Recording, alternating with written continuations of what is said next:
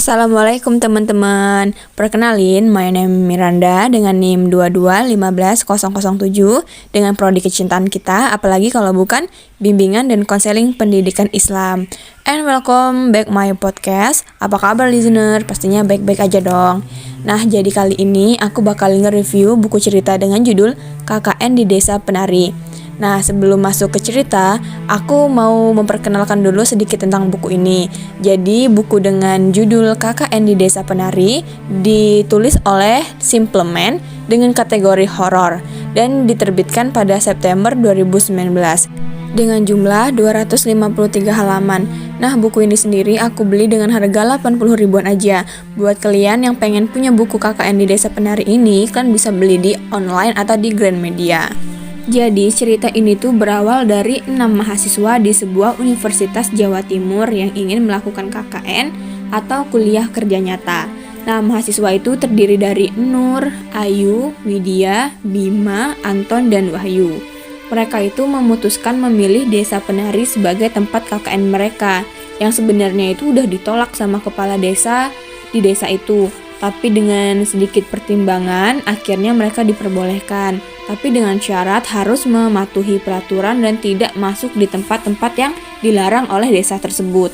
Nah, karena parasnya yang cantik, jadi Widya itu incaran jin penari di desa mereka KKN. Sedangkan Nur itu, dia itu memiliki kodam atau jin penjaga diri yang membuat dia selalu terlindungi. Awal mulanya itu semuanya baik-baik aja, tapi ketika Bima sama Ayu mulai bersekutu sama si jin penari tadi, Widya tuh jadi kayak sering dirasuki dan kodam Nur itu sering memasuki Nur.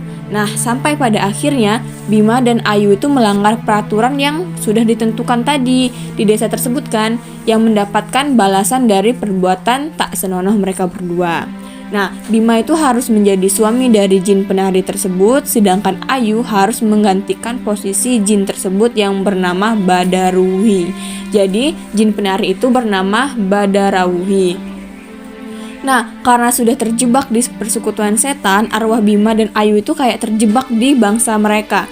Mereka tuh nggak bisa keluar, jadi kayak untuk bergabung seutuhnya di bangsa jin itu, jadi raga mereka berdua itu tewas. Jadi arwah mereka memasuki bangsa jin tersebut. Nah, menurut aku kelebihan dari buku novel yang aku cerita ini itu ada alur ceritanya lugas atau tidak berputar-putar, lalu ada mampu memenuhi imajinasi pembaca yang mudah banget kita terba. Terus ada novel ini ditulis sangat sesuai dengan cerita nyatanya. Jadi buku novel ini tidak mengubah alur cerita nyatanya. Sedangkan kekurangan cerita ini itu ada novelnya ditulis dengan dua sudut pandang, kayak sudut pandang Ayu dan Nur, dan itu kayak sedikit mengulang gitu ya.